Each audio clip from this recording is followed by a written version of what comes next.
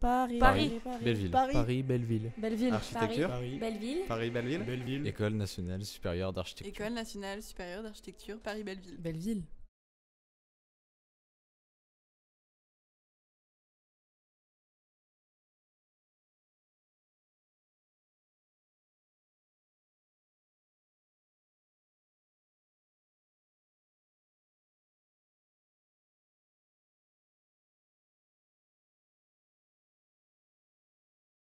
C'est bon, tout le monde est réuni. Merci beaucoup d'être venu ce soir.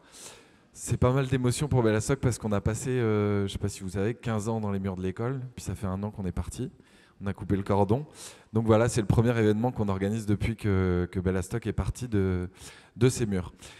Donc pour ceux qui ne savent pas, Bellastock, on est une société coopérative d'intérêt collectif. On est 11 architectes aujourd'hui.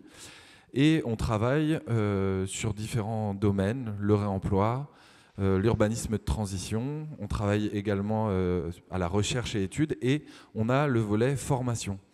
La formation, elle s'est très vite inscrite dans l'histoire de Bellastock puisqu'on a créé un festival il y a maintenant 15 ou 16 ans. Je n'ai pas le compte exact. Et c'était un événement qui conviait des jeunes étudiants en architecture, en design ou en art à venir expérimenter et construire par eux-mêmes avec des sujets ou des thèmes.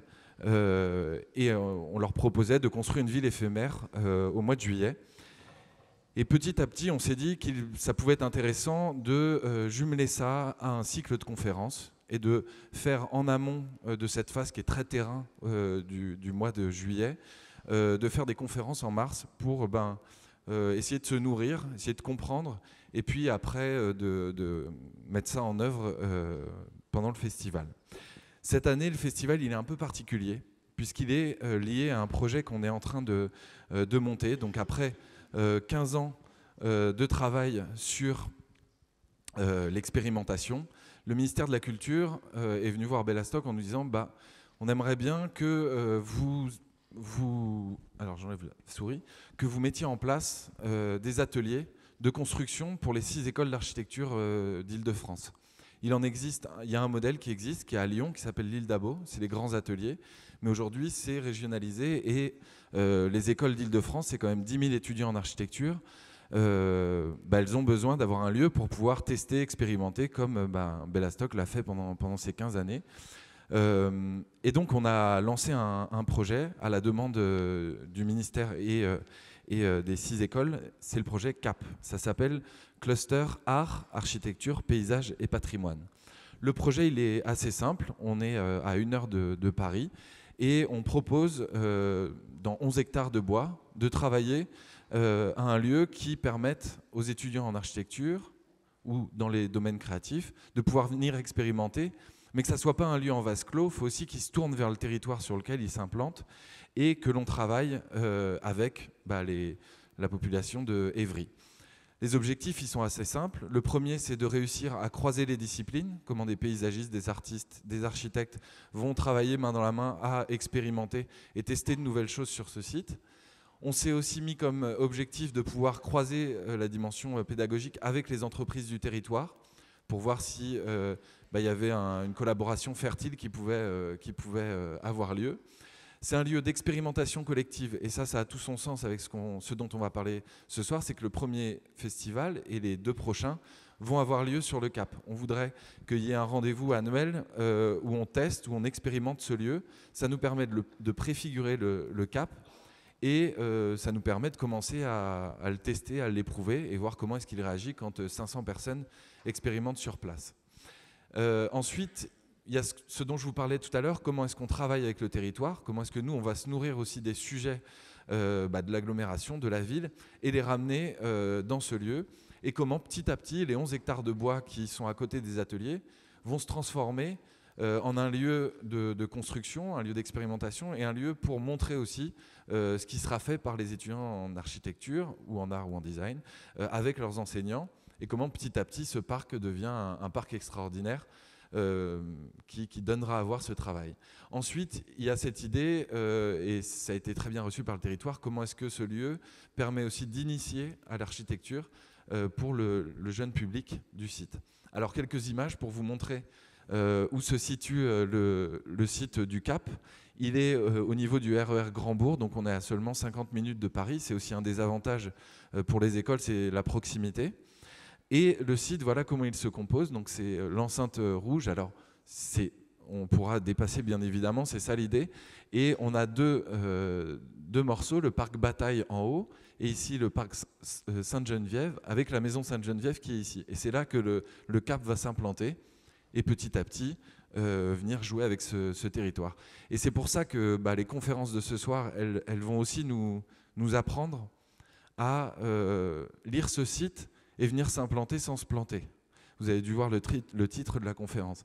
Et comment est-ce que nous, on peut lire, comment est-ce qu'on doit faire une analyse en amont pour faire en sorte que le Cap soit une intégration intéressante dans ce site. Et c'est pour ça que les invités ce soir vont nous donner des pistes de réflexion pour comprendre comment le Cap peut fonctionner. Je vous ai mis quelques photos.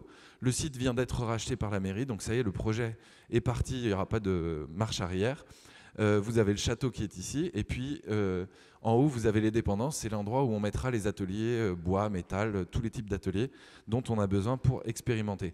Je vous ai mis quelques photos, c'est juste pour vous mettre un peu dans le bain, pour que vous sentiez la sensation de ce lieu. On a vraiment l'impression d'être à la campagne, quoi, même à 1 heure de Paris. Quand on arrive sur site, bon, par contre, ça fait 10 ans qu'il a été fermé. Donc il y a vraiment une biodiversité, une richesse du site qui est revenue. Et c'est ça le but du jeu, c'est comment on ramène le festival et les 500 constructeurs en juillet en ayant le plus grand respect pour ce lieu et en le révélant et en essayant de s'implanter de la manière la plus intelligente. Et donc c'est pour ça que les conférences de ce soir vont pas mal nous influencer, nous nourrir dans les réflexions par rapport au Cap. Donc voilà, je vous donne rendez-vous le samedi 18 juillet, c'est le 3e jour du festival, c'est l'ouverture au public. Donc vous pourrez à la fois venir découvrir le lieu, le Cap, mais également des constructions réalisées par 500 personnes. L'idée, au travers du festival qui va se répéter pendant 3 ans sur le Cap, c'est que la première année, on parle de s'implanter et de réfléchir à comment travailler avec ce site. La deuxième année, comment est-ce qu'on outille le site et comment est-ce qu'on travaille avec les ressources qu'il y a sur le terrain. Et la 3e année, ça sera la dimension d'ouverture et comment est-ce qu'on arrive à amorcer la transdisciplinarité sur le site. Donc voilà, je vais vous laisser avec ma collègue Julie Benoît, qui va modérer la conférence de ce soir et vous présenter nos invités, que je remercie au passage. Julie, à toi.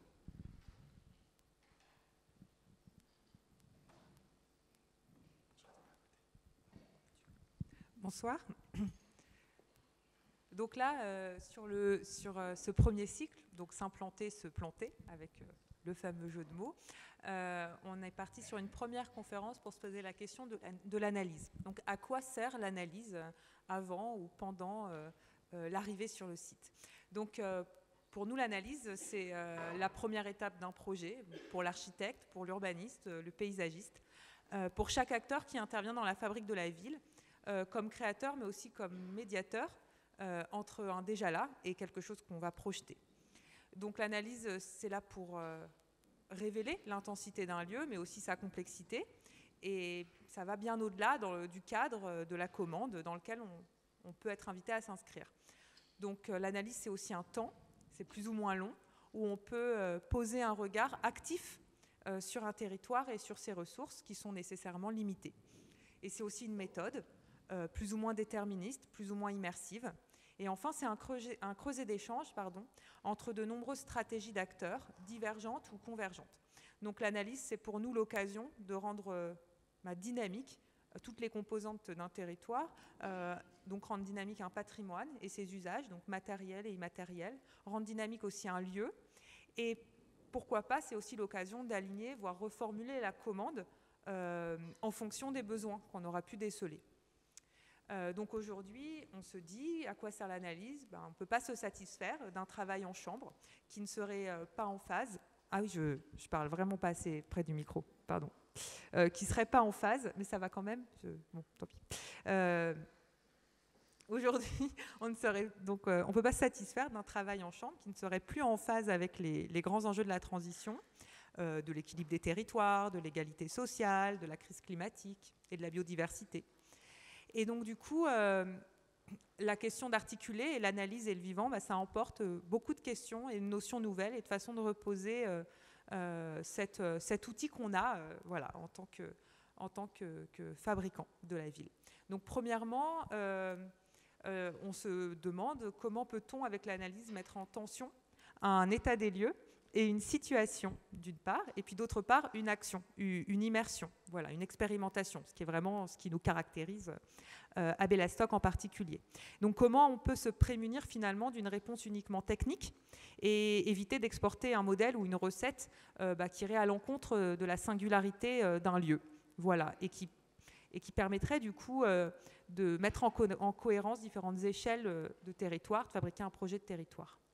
Deuxièmement, si l'analyse, c'est le moment de l'ancrage dans les valeurs et dans les paysages d'un lieu, alors on se demande si l'analyste, est-ce qu'il peut être un performeur, scientifique ou artiste, qui propose un effet d'entraînement pour donner à chacun un sentiment d'appartenance au futur projet.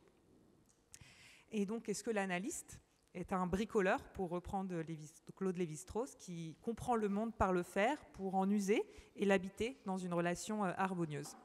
Et troisième réflexion, quels sont les moyens et les outils que l'on peut se donner pour représenter autrement le territoire dans toutes ses composantes? Doit-on user du terrain pour dépasser la cartographie qui rend le site juste support ou objet et qui rend la population juste statistique? Et voilà, comment peut-on rendre lisible un lieu et sa mémoire, toutes les époques qui le constituent, et relier les fragments et les zones d'oubli. Donc voilà, en gros, nous, ce qu'on s'est demandé, c'est est-ce que l'analyse, c'est pas juste l'occasion de prendre le projet de travers, de faire un pas sur le côté et de poser autrement les codes du projet. Donc avec nous ce soir, et je vous remercie, nous avons Bénédicte Grosjean. Nous avons aussi, juste à côté, Léonard Nguyen-Vante et Fabienne Kemener, qui est ici. Alors, ce n'est pas l'ordre exactement des prises de parole, mais on est content. Donc, d'abord, Bénédicte Grosjean, vous êtes ingénieur, architecte de l'École polytechnique de Louvain et en Belgique. Et vos recherches portent toujours sur des types de territoires alternatifs à la métropolisation, sur les modalités de projet en situation d'incertitude. Vous avez reçu le Grand Prix de la thèse sur la ville en 2008 pour votre travail sur les processus d'urbanisation de type ville diffuse. Et vous êtes aujourd'hui maître de conférence à l'École nationale supérieure d'architecture et de paysage de Lille. Et voilà. Vous venez de soutenir votre mémoire d'habitation à la direction de recherche, donc bravo, pour ceux qui veulent faire une thèse, sur les méthodes de design by research.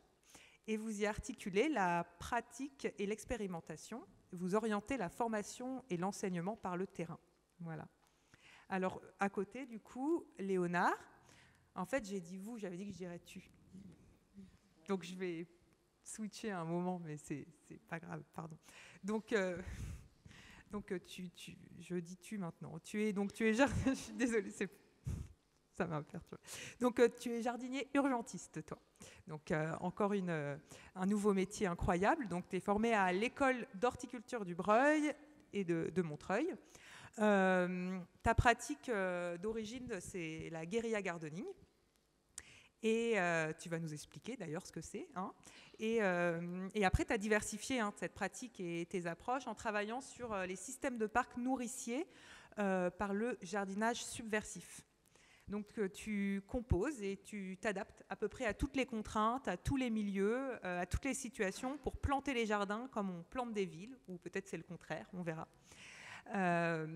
Donc tu œuvres dans des territoires qui sont nécessairement délaissés et complexes. Alors par exemple la dalle Maurice Thorez à Bagnolet, ou des territoires qui maintenant sont bien plus bienveillants, là, comme la ferme du Bonheur, comme son nom l'indique, à Nanterre. Tu as un savoir qui est fondamental sur le végétal et un savoir-faire sur les techniques de jardinage. Et ça te permet d'avoir des outils qui sont à la fois militants et démonstrateurs des enjeux agroécologiques en ville. Et donc tu réemploies tout, ça nous plaît. Donc, tu réemploies un savoir-faire de murailler pour recycler des gravats, de botaniste et de maître composteur pour régénérer des sols pollués et rendus stériles. Et si vous connaissez la petite ceinture, on peut voir littéralement ton travail, où tu as cofondé l'école spéciale des espaces libres et où il pousse des expérimentations autant jardinières que sociales. Et enfin, mais pas des moindres, Fabienne Kemener. Donc, après des études en carrière sociale et en conception de projets culturels, tu travailles à la production et à l'accompagnement de projets culturels édifiants, avant tout destinés à remonter le moral des peuples. Ça fait plaisir. Donc, tu copilotes l'ANPU, l'Agence nationale de psychanalyse urbaine, depuis sa création. Et tu es une désordonnatrice des rendez-vous de la Cervelle. Voilà. Et donc, qui est une université populaire qui mêle des savoirs et des happenings à Rouen, voilà, depuis 2010. Et donc, tu travailles en particulier au Bout du Plongeoir, qui est à Rennes, qui est une fabrique d'art et un site expérimental d'architecture où tu organises les rencontres intermondiales des nouvelles manières de faire en architecture et en urbanisme. On en a besoin. Donc, avec la NPU, qu'est-ce que c'est la NPU? En 2 mots, la NPU est fondateur et spécialiste de la psychanalyse urbaine. Donc c'est un procédé, mais aussi une science poétique pour guérir les villes. Et donc on couche les villes sur le divan et on mobilise beaucoup d'outils pour révéler l'inconscient qui a conduit à l'aménagement des villes et de ses écueils. Voilà. Alors maintenant que je vous ai présenté, je vais passer la main à Bénédicte pour commencer. Donc dans la situation contemporaine, a priori, l'analyse, c'est du coup plus un très très bon outil. C'est presque plus un automatisme qui vient de grands modèles, hérité de la modernité, un peu implicite. Alors ça peut empêcher du coup de travailler avec le temps, avec les processus. Et donc, est-ce qu'on peut vraiment recomposer l'analyse dans une action beaucoup plus intuitive et beaucoup plus expérimentale? Voilà la question pour lancer le débat. Merci. Merci beaucoup. Ça ne gêne pas si je m'assieds. Je peux. Hop. Vous voyez encore. Alors. Tac, tac. Ça, c'est moi. Voilà, je voulais démarrer avec ça. Donc, quand j'ai eu votre invitation, j'étais en fait assez intéressée par le titre, à quoi sert l'analyse. Et donc, j'ai voulu démarrer de là. Bon, donc, du coup, je vais peut-être resituer, avec le rôle que j'ai, je vais essayer de resituer un peu la question. En fait, elle m'intéresse en tant que question de méthode, en fait, à quoi sert la recherche en tant que méthode de projet. Donc évidemment comme concepteur, mais en fait aussi comme enseignante du projet. Il faut réfléchir à ce que c'est ce projet et cette démarche pour pouvoir le transmettre et le faire expérimenter à d'autres. Et enfin, comme vous disiez en introduction, aussi en fait comme chercheur, parce que justement pour cette HDR, eh bien, je me suis demandé, j'ai essayé de réfléchir un peu théoriquement, en fait, dans la situation où je suis d'encadrer des concepteurs dans leurs travaux de recherche, j'ai été confrontée en fait à cette dynamique, on pourrait dire assez lancée aujourd'hui sur la recherche par le projet ou le projet par la recherche, ou ce qui est plus ancien déjà en anglais, research by design.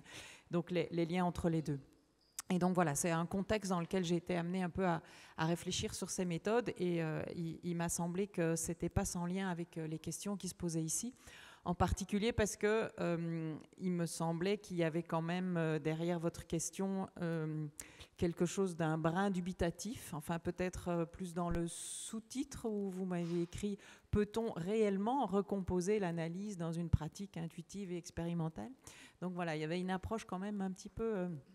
où on remettait ces choses en question et c'est pourquoi donc, ça m'a semblé résonner avec ce que j'étais en train de travailler et donc ce que j'ai appris en préparant cet HDR et dont je voulais vous parler maintenant. Donc voilà, la première chose, eh bien, c'est que cette analyse dans notre discipline, le projet, est en fait très liée à la science. Elle a en réalité le même enjeu scientifique que celle-là. L'idée, c'est de poser le bon diagnostic pour faire la bonne proposition et que ça nécessite une analyse suffisamment rigoureuse. Et donc, assez récemment, quand même, sur le XXe siècle, en particulier la pensée moderne en architecture, c'est donc particulièrement calqué sur cette science déductive qui raisonne, qui construit des lois et dont on déduit ensuite des applications, donc assez top-down. Je vous cite rapidement Le Corbusier. Il parle au début de son chapitre d'une démonstration qui est l'effet d'un raisonnement poursuivi dans ses conséquences naturelles en dehors des entraves suscitées par les cas d'espèce. Donc on est dans une dynamique, dans une démarche de projet en fait, qui est particulièrement à l'opposé, je dirais, en écartant les cas d'espèce, en écartant les cas particuliers et en cherchant au contraire toujours ce qui est en dehors des entraves. Donc on faisait un raisonnement pur. C'est dans cette optique-là que s'est construit cette démarche un peu linéaire en fait du projet, l'analyse, puis un diagnostic et puis le projet qui en découle. En réalité, il y a une sorte d'écart du coup entre qui est aussi caractéristique de cette approche scientifique, un écart entre le sujet, le concepteur et son objet, le terrain. Après avoir fait l'analyse, donc qui est finalement une sorte de liste de données qu'il faut établir préalablement. Je ne sais pas, vous dessinez le réseau des voiries, vous regardez les densités, les activités, les classes sociales parfois, les équipements publics. Il y a toute une série de couches de calque qu'on fait avant même de commencer le projet. Et puis dans cette démarche de projet du XXe siècle et de la pensée moderne, on va dire, il y a ce moment où le concepteur regarde son objet et il regarde en fait les différences entre le modèle en soi, qui est souvent un peu implicite, et ce qu'il a sous les yeux comme état des lieux. Et donc, il y a un implicite parce que le projet découle un peu directement des observations. Il y a des choses déconnectées, on va reconnecter. Je vous mets une image ici où c'est un parallèle avec... cette fois, on est dans les années 50, et donc là, c'est un projet de planification. Donc, on est dans le grand urbanisme. Je ne sais pas, ici, il y a du blanc, c'est qu'il manque une radiale, etc. C'est monofonctionnel, on va faire de la mixité. C'est enclavé, on va faire la ville passante, etc. Il y a des sortes d'automatismes comme ça, des modèles en soi qu'on applique un peu partout. Et donc la caractéristique importante de cette approche, c'est cette séparation en fait entre le chercheur qui se doit d'être neutre, extérieur, objectif, extérieur à l'objet, pour que en fait ces observations aient une valeur scientifique.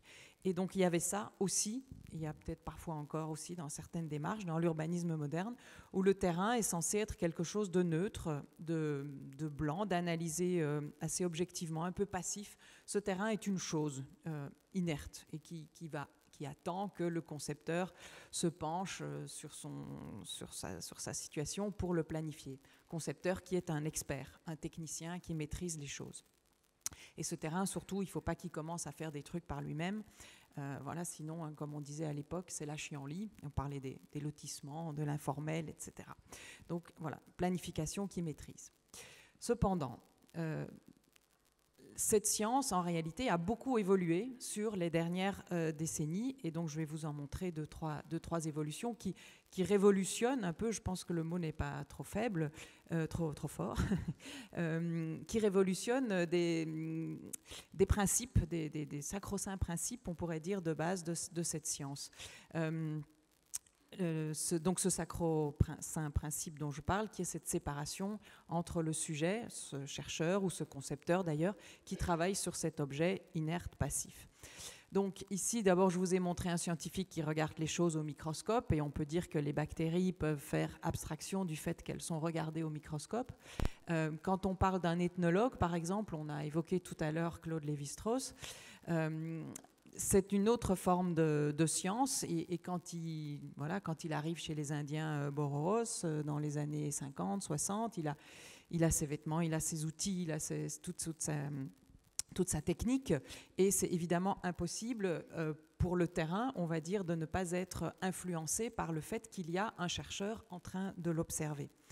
Et c'est impossible pour lui de dire faites comme si je n'étais pas là, vaquez à vos observations. Et donc cette séparation des deux est devenue impossible dans en tout cas un certain type de recherche et un certain type de terrain.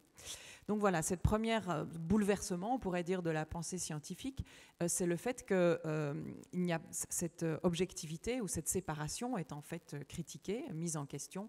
Non, l'observateur en réalité modifie le terrain qu'il observe. Et même, et là c'est pour ça que j'ai rajouté Bruno Latour comme source, parce que lui il a vraiment montré dans les années 80 que même aussi le terrain pouvait modifier l'attitude du chercheur. Lui, il étudie le chercheur dans des laboratoires et des choses comme ça, et il remarque que selon le contexte, selon son terrain, il ne va pas dire les mêmes choses ou produire les mêmes recherches. Donc voilà, là, cette première chose, c'est, on pourrait dire, le constructivisme, c'est l'idée que toutes les connaissances scientifiques sont en réalité construites dans un certain contexte, validées par un raisonnement, par des critères logiques, mais également réfutables. Et que le propre de la science, cette fois, c'est de donner tout l'échafaudage finalement aux autres chercheurs, donner ses sources, donner ses données, mettre ses variables, son protocole, etc., publier le tout pour que les résultats auxquels on est arrivé sont valides tant qu'ils n'ont pas été réfutés par quelqu'un d'autre après. Et enfin, et là on se rapproche, je pense, de votre mode de travail, mais toujours dans la science, il y a encore un bouleversement supplémentaire.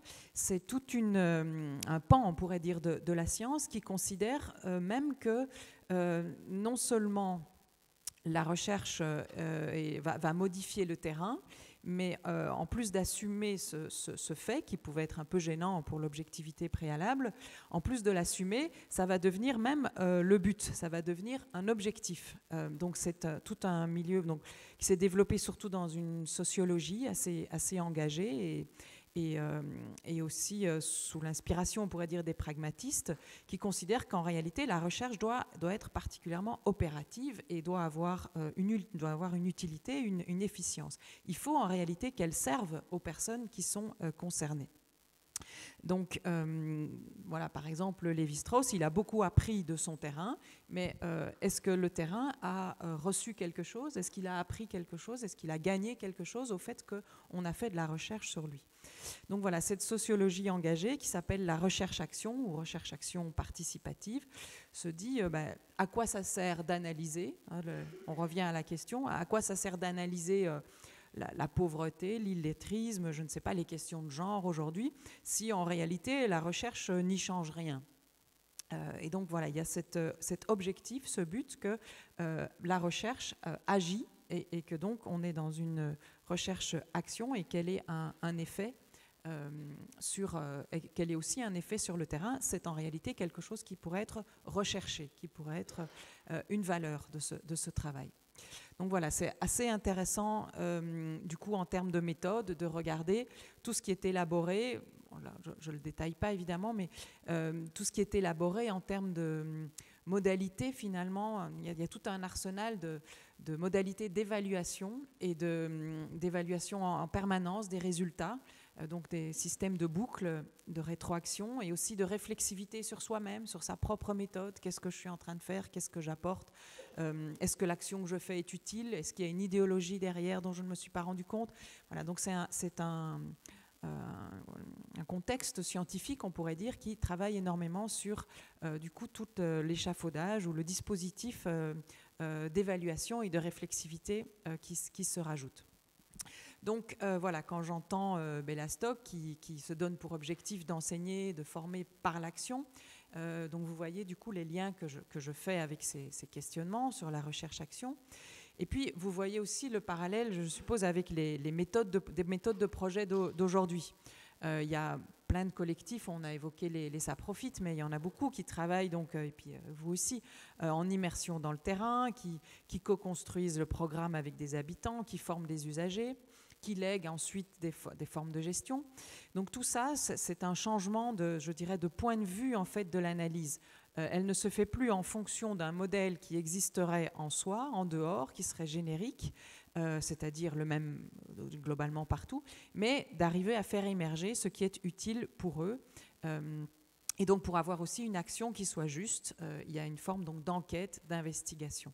Et donc, voilà, pour ma part, c'est ce travail auquel je suis, enfin, c'est ce résultat, on pourrait dire, auquel je suis arrivée après, bon, d'autres. Bon, là, je vous ai fait le parallèle avec Recherche-Action. Il y a d'autres contextes scientifiques aussi assez innovants. Et en cumulant les trois, donc j'arrive à l'idée de dépasser en fait peut-être la démarche linéaire de l'analyse qui mène forcément un diagnostic, qui mène forcément un projet, et donc tout ça où il y a peu de boucles et peu de diversification, d'arriver donc à un panel plutôt d'outils. Et donc que je nomme plutôt investigation, enquête, parce que en réalité, c'est des outils qui m'ont intéressée pour plusieurs raisons. Donc dans le contexte de l'HDR, parce qu'ils sont en réalité communs, on peut montrer qu'ils sont communs à la fois aux démarches de recherche et à la fois aux démarches de projet. En réalité, ce qui change, c'est la manière dont on va articuler, dont on va passer de l'un à l'autre, dont on va justifier, raisonner l'emboîtement de ces différents modules ou de ces différentes modalités de travail. Donc, ils peuvent servir aux deux. Ils sont plus diversifiés dans les modes. Alors, j'ai rajouté encore cette image-là pour vous montrer comment différents exemples où on peut parcourir finalement et utiliser cette boîte à outils de différentes manières et produire du coup des démarches beaucoup plus variées, diversifiées, tout en ayant une rigueur et, si nécessaire, dans le cadre de la production de connaissances des sciences. Donc voilà, on dépasse la linéarité, on est dans la diversification et en même temps, ils sont communs à différentes méthodes. Et alors pour finir, je voulais vous montrer aussi... faire la réflexion sur, pour finir, ce qui a changé réellement par rapport à cette analyse que vous avez compris, je critique ce type d'analyse dans ce type de projet moderne. Donc ce qui a changé, il y a plusieurs manières plein de chercheurs qui l'ont formulé. Donc ici j'ai mis Donald Schoen qui décrit en fait le contexte d'aujourd'hui comme des situations d'incertitude, d'instabilité, d'unicité, donc l'inverse du générique, de spécificité on pourrait dire, et de conflit de valeurs. Donc en permanence, il faut discuter quels sont les enjeux qui sont importants et les plus pertinents. Et donc pour lui, il décrit dans son ouvrage que ce sont des conditions qui en réalité bloquent la rationalité technique de l'expert dont on parlait tout à l'heure, qui n'est du coup démuni dans ce type de situation et qu'il y a donc d'autres outils à mettre en œuvre. Donc dans cette posture que j'ai décrite du projet moderne, là, selon moi, il y a en fait deux questions principales aujourd'hui, qui sont cruciales aujourd'hui, dont on pouvait en réalité se passer, dont on pouvait faire fi quand on était dans cette pensée moderne. C'est la question des moyens et la question des temporalités. Et donc je dis qui aujourd'hui sont par contre cruciales. Les moyens, pourquoi ? En fait, dans la pensée moderne, il n'y avait pas un problème de moyens. Au contraire, les moyens étaient considérés comme acquis, maîtrisés, et même c'était ce qu'il y avait de plus fascinant. Pour le Corbusier, il fallait que l'architecture soit à la hauteur des moyens techniques dont on dispose. Donc les moyens, ils étaient là et bien présents, et il fallait au contraire tout faire pour être à la hauteur de ceux-ci. Alors qu'aujourd'hui, les moyens, ici je vais vous décrire après cette matrice, mais les moyens sont rarement connus, ils sont plutôt inconnus et souvent indisponibles, et il y a un travail à faire pour les construire. Et la deuxième question, je disais, c'est celle du temps, de la temporalité. De nouveau, dans la posture moderne, en réalité, il n'y a pas d'écart entre le modèle conceptuel et le projet construit. Par définition, dans la pensée moderne, l'un doit coller à l'autre. Ce qu'on a dessiné doit parfaitement coller à le construit doit coller à ce qu'on avait dessiné. Donc, il n'y a pas d'intervalle, il n'y a pas de place pour du transitoire, pour de l'inconnu, pour de l'incertain, pour une forme d'évolution aussi, des aléas dont on pourrait tenir compte. Et donc, là j'ai mis Paola Vigano aussi comme grande référence sur ces questions-là. Donc elle cite trois caractéristiques en fait de la condition contemporaine. Et donc c'est bien cette condition d'incertitude sur les moyens, sur les objectifs. condition de complexité, que j'ai moins développée. Et la troisième, pour elle, c'est l'absence de finalité préétablie. Donc c'est bien cette idée qu'on n'a pas aujourd'hui de modèle préétabli sur lequel toute la société aurait une forme de consensus. Donc il faut faire avec ça, il faut faire avec l'incertitude. Et donc je vous ai ici, j'ai apporté ici un exemple pour montrer comment, par exemple, Paola Vigano travaille avec ces conditions d'incertitude. Donc c'est une matrice qu'elle a repris d'une autre chercheuse qui s'appelle Karen Christensen, qui a fait ça dans les années 80. Et donc elle relève que l'incertitude peut porter sur les objectifs, ou les deux évidemment, sur les techniques, les moyens disponibles. Et donc il y a, je ne sais pas si on voit bien, du coup il y a 4 situations dans ce type de matrice. Et en réalité pour elle, cette première situation où en réalité les objectifs seraient consensuels et les techniques seraient connues et disponibles, eh bien, c'est presque plus de l'urbanisme, c'est déjà du projet de l'architecture. On a la maîtrise d'ouvrage, on a le site, on a le programme, on a le budget, on a les moyens, en gros. Il n'y a plus qu'à dérouler ce qu'on sait déjà faire.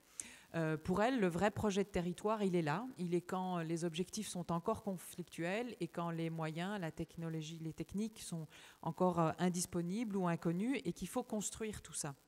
Et donc, c'est une idée qu'elle porte et que moi je développe par exemple dans mon atelier, c'est que le projet, en réalité, en territoire, porte sur 3 sujets. Il y a 3 choses à concevoir. Il y a bien sûr le projet spatial, ça c'est notre métier, c'est la mise en forme et on nous attend in fine là-dessus dans les tables, quand on est à la table de l'urbanisme. Mais il y a aussi une matière à projet sur la vision à construire. Il faut construire ce consensus sur les objectifs. Et il y a aussi une matière à projet dans le processus lui-même, de rassembler les moyens techniques, humains, construire éventuellement le collectif, voire même trouver les moyens financiers. Et donc pour cela, eh bien, ces outils ici permettent de faire émerger un projet vision, par exemple, par l'immersion dans le terrain, avec des modes d'investigation qui font apparaître des problématiques, où on pose des hypothèses, où on va déduire des scénarios, voilà, et où le faire, évidemment, la manipulation ou l'expérimentation in situ sont particulièrement importants pour tester et évidemment avoir toujours cette sorte de ligne de base de réflexivité par rapport à ce qu'on est en train de faire. Voilà, je termine, je passe... oui, je pensais terminer simplement avec une remarque, c'est qu'il me semble, et que je fais beaucoup à l'école d'archi de Lille, parce que c'est une école d'archi et de paysagisme, une remarque qui me semble assez frappante dans les contextes comme ça où on a d'autres intervenants, c'est à quel point cet urbanisme qu'on décrit, qui est en cours de... Enfin, qui n'est pas encore l'urbanisme quand même non plus officiel et traditionnel, mais qui se développe énormément avec tous les collectifs. C'est un urbanisme, je pense, qui a énormément appris des paysagistes et des méthodes des paysagistes qui apprennent, qui savent faire avec le vivant, donc avec cette incertitude, avec le temps, et qui savent construire des potentiels, des processus, plutôt que des formes figées. Et donc je pense par exemple au landscape urbanisme aux États-Unis qui a fait cette bascule, je dirais, sur les méthodes en urbanisme. Voilà, c'était une petite transition que je vous propose.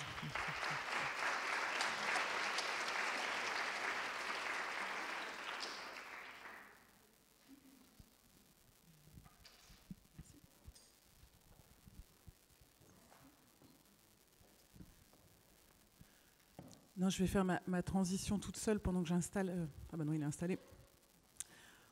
J'étais en train de penser que si on devait faire une psychanalyse de l'architecture et de l'urbanisme, ce soir est une étape importante parce que oser aborder la thématique se planter, l'échec, je pense que s'il y a bien un champ disciplinaire où c'est un grand tabou, c'est quand même celui-là, le monde de l'architecture. Parce que quand on fait une bourde, elle se pose quand même sur la planète pour quelques années. Et voilà. Et nous, comme on est un collectif qui mélange des architectes et des artistes, performeurs, l'artiste performeur peut vite réajuster son échec. Pour l'architecte, c'est plus difficile. Voilà. Donc bravo d'avoir osé lever ce tabou qui me semble important. Je retenais aussi, Julie, dans comment dire, ta présentation, la notion de performance qui crée un effet d'entraînement. Je pense qu'effectivement, la NPU, la psychanalyse urbaine, on s'inscrit dans cette idée-là. Et aussi dans cette idée que les mots sont performatifs, comme quand le chercheur observe et crée quelque chose sur l'individu qui est observé et vice-versa dans cet échange-là. Finalement, la NPU est née en 2008 d'une autoproclamation psychanalyse urbaine. Et en mettant ces deux mots côte à côte, ça a été très performatif. Ça a tout de suite créé quelque chose sur lequel, même, j'ai envie de dire, on court après depuis 10 ans pour être à la hauteur de cette autoproclamation qui a fait sens chez beaucoup de gens. L'idée de coucher la ville sur le divan, de la regarder comme un être-ville et de l'observer comme ça, finalement existait déjà beaucoup dans le vocabulaire. On emploie beaucoup de vocabulaire humain, organique, médical, quand on parle d'une ville, d'un territoire. C'était quelque chose qui préexistait, que aussi les psychogéographes avaient déjà un peu travaillé en regardant aussi la carte avec des signifiants un peu symboliques, que les situationnistes avaient aussi travaillé en regardant la ville comme quelque chose qui te happe, qui est vivant, qui t'entraîne dans certains de ses recoins. Voilà. Donc c'est une science poétique qui... c'est-à-dire qu'ensuite on l'a nommée science poétique parce que finalement on s'est rendu compte que très vite, ce qui était important, c'était de mettre en place une méthode, puisqu'une fois qu'on a dit ça, une fois qu'on a décrété, on couche la ville sur le divan, comment on fait? Comment est-ce qu'on fait parler un territoire? Comment est-ce qu'on le révèle? Comment est-ce qu'on fait parler son inconscient? Comment est-ce qu'on va débusquer en lui toutes les traces de son histoire? Donc voilà, donc on s'est déjà fixé des missions, des objectifs, donc de coucher les villes sur le divan, de détecter les névroses urbaines, de capter son âme et de lui proposer des thérapies. Donc pour ce faire, on est une équipe basée à Rennes. Alors ça, c'est une carte tout à fait pas exhaustive, puisque on est à la bourre sur nos archives toujours, mais pour vous montrer qu'on a travaillé sur plusieurs endroits et sur différentes échelles. On est allé du petit quartier à d'ailleurs Belleville, le bas de Belleville juste à côté, à d'autres pays, des communautés urbaines, parfois même tout un département. En tout cas, on travaille à chaque fois sur une échelle, et une échelle qui correspond aussi à ce que les gens se représentent. C'est-à-dire qu'est-ce qui fait sens, qu'est-ce qui fait récit, quand le commanditaire nous appelle, on est vraiment, comment dire, à côté de notre téléphone, on attend vraiment que ça sonne et on cerne ensemble le sujet. Quel est votre cas? Qu'est-ce qui ne va pas? Enfin, je veux dire, quand je disais que c'était performatif, c'est-à-dire qu'une fois qu'on a dit ça, on travaille vraiment à cerner quel est déjà le terrain de représentation sur lequel il faut travailler. Dans un endroit, ça va être un quartier, dans un endroit, ça va être une région, dans un endroit, ça va être... Voilà. On cerne un sujet ensemble. Voilà. Et donc, on a au centre cette science poétique, la psychanalyse urbaine, et puis ensuite, on travaille sur des métasujets comme l'eau, l'énergie. On travaille en milieu urbain, donc l'agence urbaine. On a l'ALU, qui est l'atelier local d'urbanisme enchanteur, où on là va se mettre plus en permanence, plus en durée sur un territoire. Et UPA, qui est Urban Psychoanalysis International Agency, qu'on prononce volontairement UPA, qui est donc notre façon d'aller à l'étranger aussi pour mettre un peu de bonne humeur dans l'urbanisme de demain. Donc la méthode d'analyse, c'est donc de faire de l'enquête. De faire vraiment de l'enquête, de l'entretien. Voilà, pour connaître un territoire, pour rentrer en connaissance avec lui, on commence déjà par s'y pencher, et notamment beaucoup par l'entrée de son histoire. Pendant des années, en fait, on a beaucoup travaillé sur... on a été porté par le monde culturel qui nous prenait un peu comme un outil pour venir rentrer en dialogue avec son territoire. Et petit à petit, c'est le monde de l'urbain, de l'architecture qui est venu nous chercher, parce qu'il voyait... alors, un outil d'analyse, de diagnostic, je ne sais pas, mais en nous, une façon aussi de travailler l'histoire, de travailler les signifiants, de travailler le lien, et d'amener quelque chose, une espèce de regard un peu transversal, qui est, comment dire, du carottage, c'est-à-dire qu'on n'a jamais on n'a jamais, comment dire, affirmé ou revendiqué une posture scientifique pure. On ne fait pas de statistiques, on ne livre pas des rapports avec. On nous demande jamais le nombre de personnes qu'on a enquêtées, etc. On assume cette posture quand même artistique d'arriver et de sentir un rythme, un beat.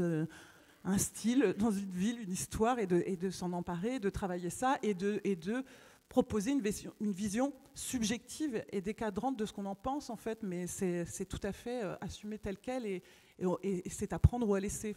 Ça n'a pas une valeur scientifique.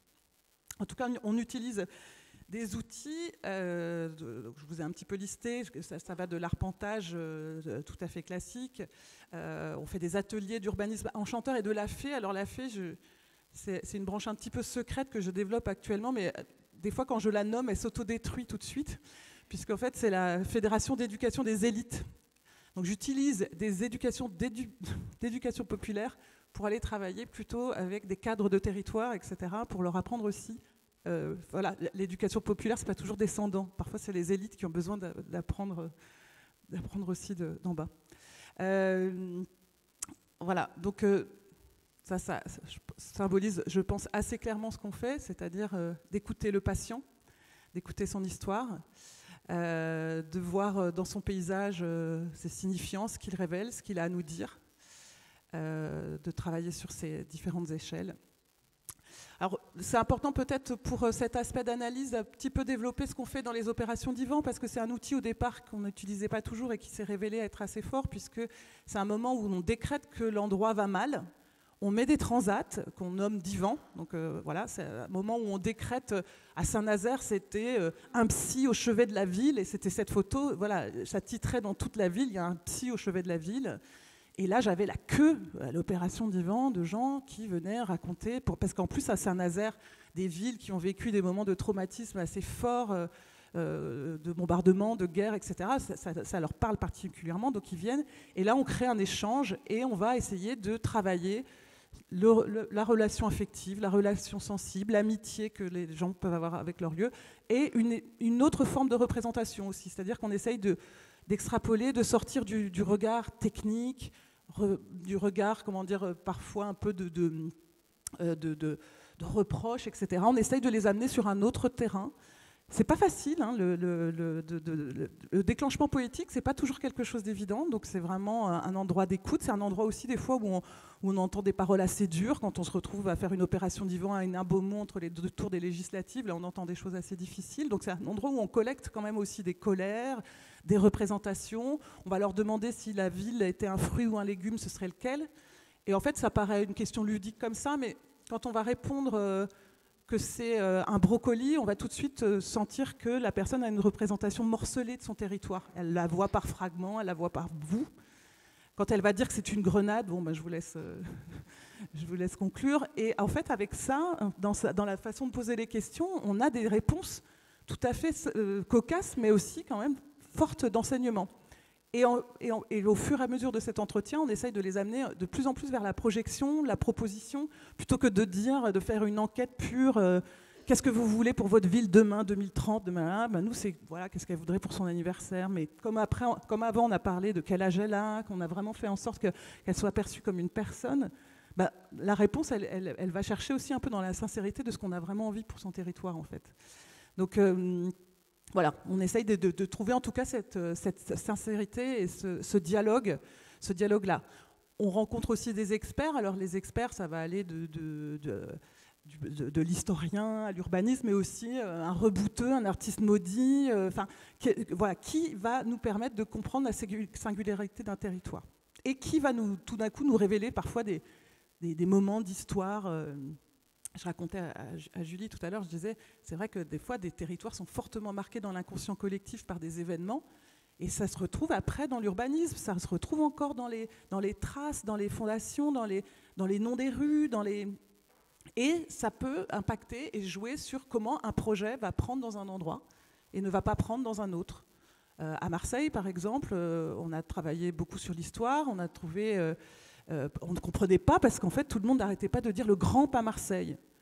Mais pourquoi est-ce qu'ils disent le grand pas Marseille? Donc vraiment une ville qui a du mal à s'affirmer, qui a du mal à être reconnue dans son territoire avec les villes avoisinantes. Aix, n'en parlons pas. Enfin vraiment. Et donc on a trouvé donc en 1720 la Grande Peste s'est déversée sur le territoire. Pourquoi? Parce que le bourgmestre de l'époque, avec des pots de vin, a laissé rentrer la peste en fait. Donc ça a vraiment marqué aussi. Toujours dans le lien aux politiques, etc. Le territoire a perdu confiance totalement en cette ville, dans sa capacité d'être la ville entraîneuse d'une métropole, en fait. Et on trouve encore des murs anti-marseillais, des stigmates de ça. Il reste encore plein de choses de ça. Voilà, donc ça, c'est les choses quand on va rencontrer les experts, quand on va travailler, tout ça, c'est des choses qui ne sont pas forcément toutes, en plus, clairement dans les livres d'histoire. Il y a aussi plein d'histoires qu'on trouve. Par exemple, les archivistes, les services des archives des villes sont des alliés pour nous incroyables. Par exemple, à Marseille, ils nous ont sorti, regardez ce document, la ville a été punie à un moment donné par Paris, on lui a enlevé son nom. Il y a eu Marseille à un moment donné qui était la ville sans nom. Donc l'archiviste, il nous sort ce truc. Forcément, pour nous, c'est insignifiant, c'est du pain béni. Enfin voilà, c'est des moments assez forts. Là, je vous montre dans l'idée, en fait, de ce qu'on produit, c'est à la fois de révéler ce territoire autrement, je pense, enfin, j'espère qu'on amène à ça, mais c'est aussi parfois de déclencher, comme on disait, un effet d'entraînement, c'est-à-dire que pour nous, quand on a fait une analyse, enfin notre forme d'analyse, qu'on restitue après soit sous forme de conférences, de visites guidées, de plein de manières, ce qui est intéressant, c'est quand après le territoire rentre en acte, en fait, il commence sa propre thérapie. Et là, c'est un exemple d'un premier marquage urbain qu'on a fait avec le Polo, où c'est une spirale de réconciliation urbaine universelle entre deux villes qui étaient fâchées. Donc il y a eu l'acte performance de faire venir les élus des deux villes pour se réconcilier, parce qu'en fait, là, il y a la Loire. Si la Loire déborde, en fait, la ville de Saint-Pierre-des-Corps, qui ne s'entend pas avec Tours, est sacrifiée. Il y a des bâtards d'eau qui se déploient, et en fait, la ville de Saint-Pierre-des-Corps est sacrifiée. Donc pour nous, c'était un PNSU, un point névrostratégique urbain, c'est-à-dire un endroit où se cristallisent les névroses. Voilà, on s'est dit, là, c'est un peu un point d'acupuncture urbaine. Il faut venir le pointer, le marquer, le réconcilier. Enfin, voilà. Et il y a des urbanistes qui nous ont dit « Merci, vous nous avez fait gagner 10 ans avec les élus, parce que c'était un gros tabou, vous avez levé un gros lièvre. » Et voilà, donc ça, c'est des moments où finalement, avec la performance, avec l'acte, avec l'acte artistique, on vient finalement juste relever quelque chose et permettre aussi qu'on se décontracte, parce qu'on utilise l'humour tout à fait sérieusement. C'est un vrai outil enfin, je veux dire, c'est un projet sérieux qui ne se prend pas au sérieux, c'est-à-dire que c'est vraiment un outil qui nous permet de travailler ces questions-là. On a d'autres petits outils, je peux vous en présenter. Donc ça, c'est Belleville, j'y reviendrai peut-être après, mais ça, c'est les schémas névroconstructeurs. C'est vraiment dans tout ce qu'on glane, dans les enquêtes, etc. Après, on utilise beaucoup le vocabulaire, évidemment, de la psychanalyse, le moi, le surmoi. Donc même si parfois on dit le ça, le moi et le sur-toi en urbanisme, mais en tout cas, on joue beaucoup avec les codes de la psychanalyse pour voilà, relever les strates, les sous-couches, mettre tout ça en une espèce de forme qui commence à faire une photographie de ce que pourrait être l'inconscient du territoire. Ça, c'est un outil qu'on utilise souvent. Parfois, on utilise aussi des outils de cryptolinguistique. Donc ça, c'est les messages codés qu'on trouve à l'intérieur des noms des villes. Et donc à Nonay, on s'était dit pourquoi tant de haine. Et il y avait d'autres raisons pour lesquelles on disait ça. Et en fait, après avoir tenté des choses chevronnées, etc., enfin plein d'autres trucs, on s'est dit, allez, on enlève tous les haines et ça donne ah ouais. Et en fait, mais c'est une ville qui était une enclavée, qui était vraiment au fond d'un trou. Et là, tout d'un coup, ça lui a donné une bouffée d'air. Les gens sont sortis, faisaient ah ouais. Et en fait, quand je parlais de marquage, des fois, le marquage, il est là, en fait. Il est aussi dans les mots qu'on laisse, dans la dynamique qu'on laisse. Finalement, on a un peu tagué ce mot dans le récit contemporain d'aujourd'hui. Ça, c'est un autre outil qu'on utilise souvent qui permet aussi de travailler sur les représentations qu'on fait, comme quand on va s'allonger, regarder les nuages et voir des lapins. Nous, on fait ça avec les villes et les cartes et les plans. Et donc là, par exemple, je ne sais pas si vous voyez, mais il y a une jambe une première jambe qui se trouve ici. On est à Villeurbanne, en fait, hein, les fameux gratte-ciel de Villeurbanne qu'on aime beaucoup. Donc on a détecté dans le plan de cette ville donc une première jambe, une deuxième jambe là que vous voyez, un bras, deux bras, donc le théâtre là-bas, la tête, et l'hôtel de ville qui est donc une partie du corps que je vous laisse imaginer. On est un peu freudien évidemment parfois dans notre approche, et voilà. Et donc on a vu un Goldorak, mais qui avait tout son sens, c'est-à-dire que la morphocartographie n'est jamais un outil comme ça anecdotique, c'est-à-dire qu'après, à partir de là, on a détecté plein d'autres super-héros dans la ville, on a un Spider-Man qui a permis de tisser des liens pour faire du lien social, enfin voilà, tout ça faisait tout son sens. Voilà, donc je sais plus, je suis paumée. Je ne sais plus où j'en suis. Sauf que, voilà, je vous présente, et tu voulais peut-être, Julie, que je revienne sur certaines démarches un petit peu plus précisément, mais voilà, en gros, je suis prête à répondre à vos questions, je crois.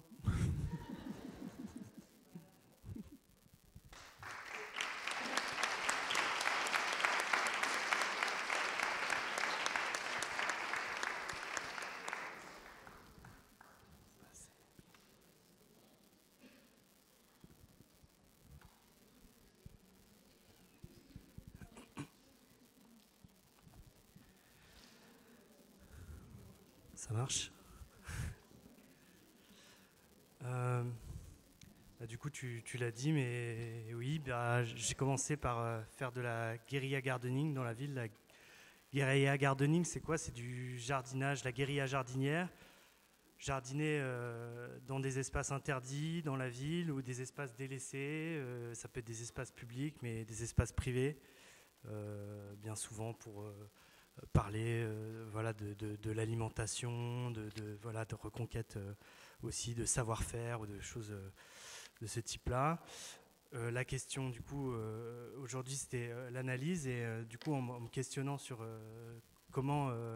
finalement, comment je traite mes projets, je me suis rappelé d'une conférence que j'avais vue au pavillon de l'Arsenal avec M. Corajou, qui est décédé en 2014, et qui avait parlé un peu de sa notion de paysage et d'analyse, et lui il disait qu'en gros il fallait sortir du site, il fallait sortir du paysage pour le comprendre et le voir. Et il y a plein de vidéos sur lui, je vous invite à regarder, c'est vraiment très intéressant. Et après, ce monsieur, quand on regarde un peu, il dit pour regarder le paysage, il faut regarder les nuages en fait. Il faut regarder, parce qu'en fait un arbre, c'est en fait un nuage captif. Enfin, voilà, il a plein d'idées assez rigolotes. Et ça, c'est une petite image pour vous montrer que dans la ville, elle a plein de réseaux, elle a plein de choses, et il y a plein de lignes, il y a plein de frontières invisibles dans la ville. On a essayé avec un ami, Henri, avec qui j'ai travaillé pendant 7 ans, qui est artiste, de travailler sur la petite ceinture, qui est du coup une voie ferrée abandonnée pendant 70 ans, où il y a eu pas mal de projets participatifs organisés par la ville plus récemment. Mais du coup, lui, il est parti un peu de l'idée, c'est des analyses vraiment qu'on fait a posteriori, c'est-à-dire d'abord on pratique l'action ville-site, et ensuite on crée une image à partir de ça, si jamais on en sent le besoin, pour communiquer une manière d'agir. Du coup, lui, il avait un paysage, la Valériane, dans le 20e arrondissement, près de la médiathèque Marguerite Duras, et son point zéro, c'était un endroit où comme il avait son atelier d'artiste au bout de la ligne en pointillé, il s'est passé ses amoureuses par-dessus il s'est descendu par une échelle, et puis il leur faisait un chemin, et en fait tout ça, ça a contribué à répandre des fleurs un peu sur ces voies ferrées abandonnées, et ensuite il en a distribué à travers la ville, et voilà. Je l'ai aidé à développer un jardin, parce qu'au début il jardinait un peu que devant chez lui, et puis je lui dis, mais en fait si tu continues à jardiner comme ça juste devant chez toi, tu vas être grillé, quoi. La SNCF, elle va te mettre une amende pour dégradation de biens publics, donc en fait il faut qu'on prenne tout le quai. Et pour comme ça, tous tes voisins, tout le monde en fait, tout le monde va être mouillé. Et du coup, on pourra plus savoir d'où vient le jardin en fait. Et du coup, c'est ce qu'on a fait. Mais on l'a fait d'une certaine manière. Donc là, je montre les corridors en vert, qui étaient les corridors écologiques, qui sont connectés à Bagnolet, au Père-Lachaise et à Vincennes. En fait, on a essayé d'intégrer nos jardins pour qu'ils ne détruisent pas ce qui existait, qu'il y a des plantes qui sont déjà en place, des arbres, des chênes, mais il y avait même quelques petits fruitiers qui étaient déjà là. Et l'idée, c'était plutôt comment on s'intègre avec tout ça, donc entre la partie cultivée et la partie sauvage. Et là, donc, c'est plutôt des modes un peu opératoires pour faire ces analyses physiques. Donc, je profite parce qu'il y a Sylvain, qui est menuisier, qui faisait partie de la guérilla gardening à l'époque quand on a fait ce petit vélo qui a parcouru Lyon, qui a permis de faire plein d'actions et de reconnecter les gens à la terre. Et, voilà, c'est une autre manière d'agir. On essaie aussi d'intervenir dans des endroits où on ne s'y attendrait pas. Voilà. Aujourd'hui, je suis dans une école d'archi. Il y a 3 jours, je ne savais pas que je serais là devant vous. Mais là, c'est à l'école de la Villette où je considère que c'est important, voilà, de faire jardiner les architectes. Et du coup, j'avais développé un lombricomposteur là-bas. Ça, c'est des graines que je récolte au pied des immeubles ou lors du festival à Bellastock, je ramasse des fruits, des noyaux, puis je les plante après dans la ville. En fait, s'il n'y avait pas de bitume ou de béton au pied des immeubles, il y aurait des vergers partout. Et on peut ramasser les noyaux, les planter et ça pousse, des pêches, des abricots. Les ressources, j'utilise les ressources locales, les plantes qui sont vraiment à côté, à distance, à pied. En fait, je préfère favoriser les mouvements à pied parce qu'en fait, quand on prend une voiture ou un transporteur, souvent ça affranchit de beaucoup de connexions avec les gens du quartier. Et du coup, les gens se posent des questions, ils vous voient avec une brouette pleine de plantes, ils disent « Ah, mais vous allez où ?» Et du coup, ça crée... voilà.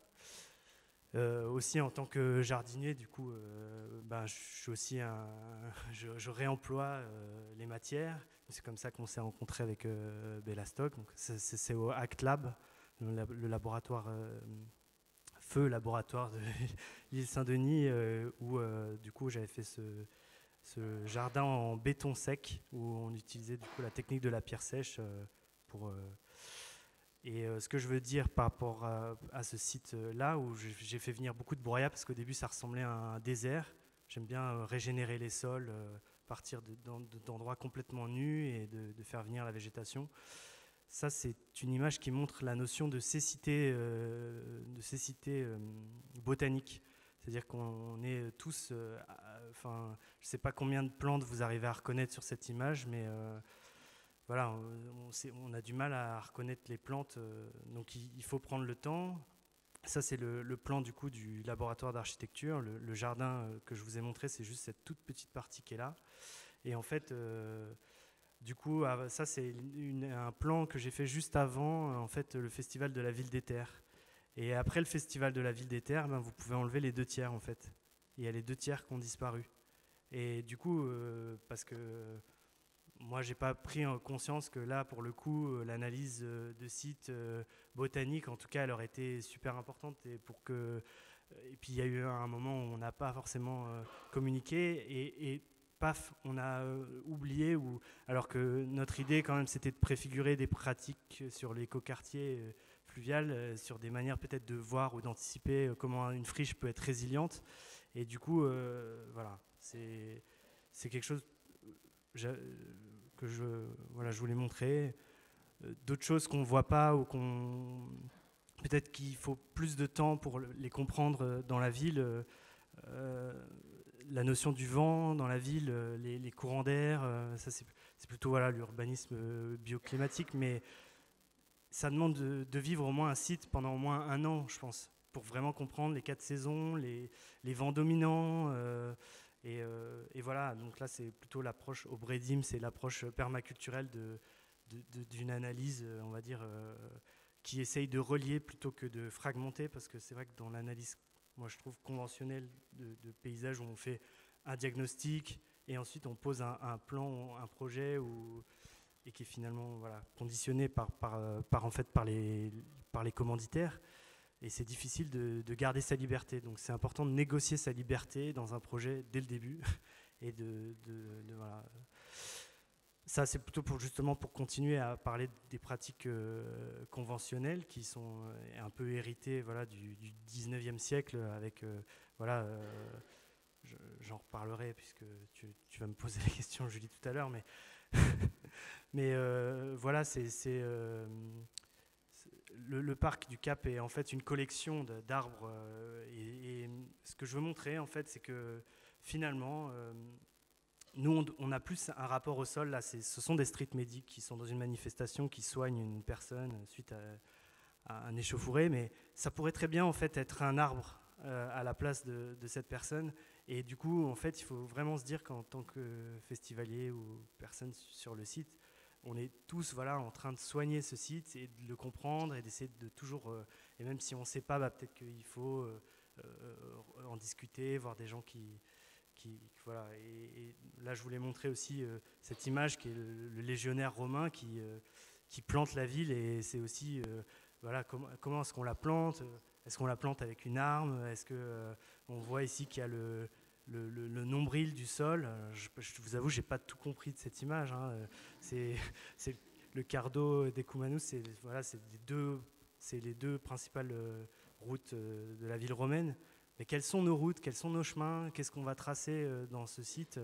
Il faut être conscient de tout ça, je pense que... Voilà. Et je voulais rajouter des petites choses sur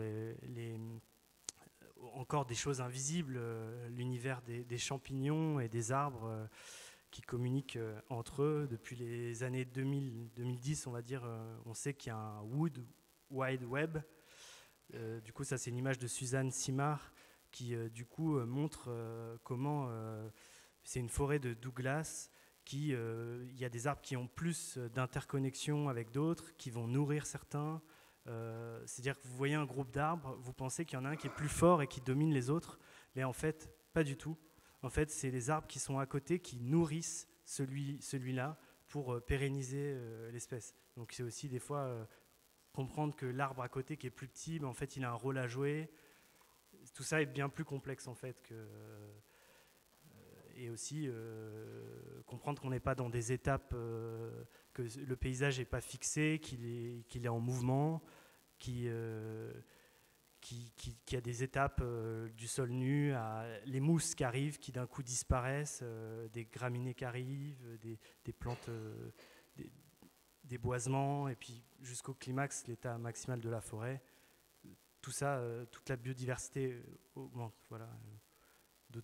Voilà, une petite ouverture sur peut-être l'univers de la greffe aussi, peut-être qu'il faut explorer ces questions-là. Moi, j'aime bien cette idée de comment les choses elles peuvent se greffer plutôt que de se planter, parce que d'une greffe ça marche ou ça marche pas. Voilà. Et peut-être finir avec ça. Voilà, c'est express, mais...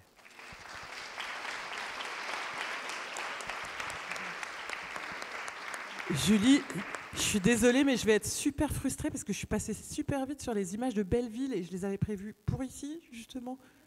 Je peux ? Non, je voulais juste dire un petit mot quand même sur Belleville, puisque c'est ici, et c'est surtout que c'est un moment qui a été assez marquant dans notre histoire, puisqu'on a... voilà.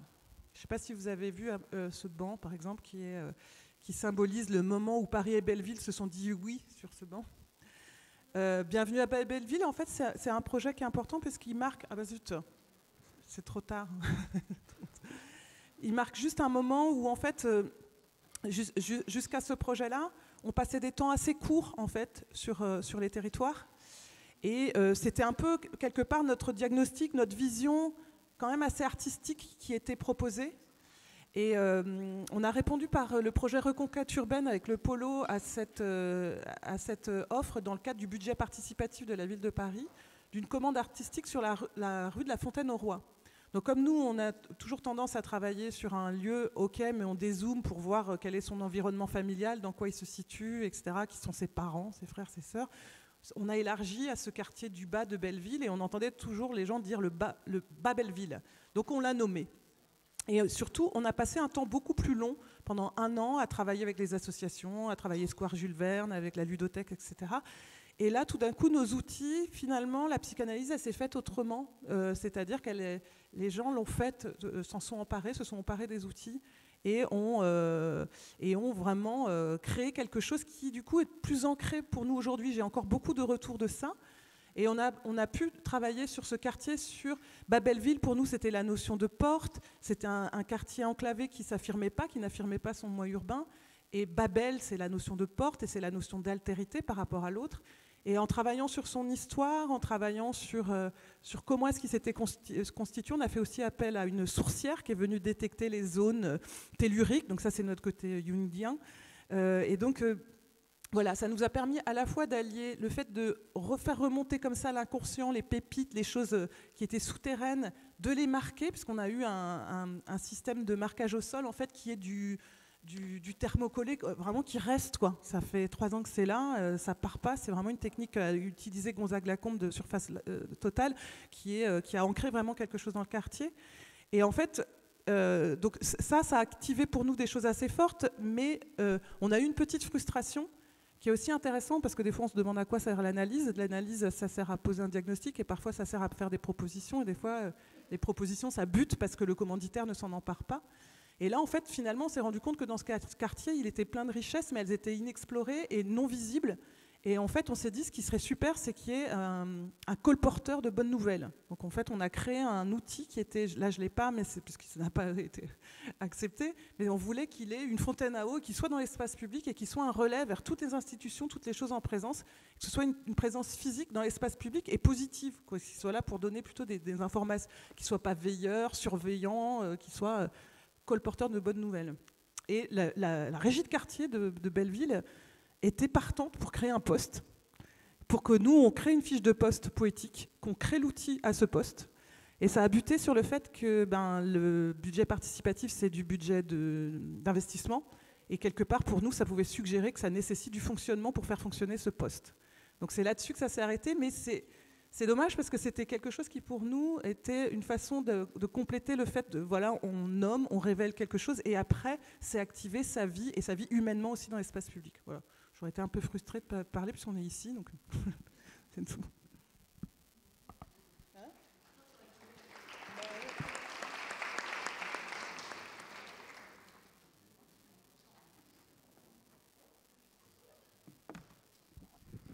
Non, mais c'était très important. Du coup, ah oui, il faut que j'aille de l'autre côté, pardon. Je vais me mettre là. Je n'osais pas remonter sur la scène. Alors, avec ces 3 présentations, du coup, ça donne envie évidemment d'aller un peu plus loin. Et alors, du coup, la première question, ah oui, j'ose pas, mais voilà. La première question que j'aurais souhaité ouvrir, donc pour toi, Bénédicte. Petit à petit, on est rentré de plus en plus dans le projet, dans l'importance du terrain, dans l'importance de mobiliser les ressources. Et du coup, Bénédicte, de ton point de vue d'urbaniste, comment on peut mobiliser des ressources qu'on a en commun? Et puis surtout, qu'est-ce qu'un commun? Voilà, pour commencer. Et pour savoir si ça peut faire écho avec nos pratiques, et en particulier le lieu du Cap sur lequel on peut s'installer.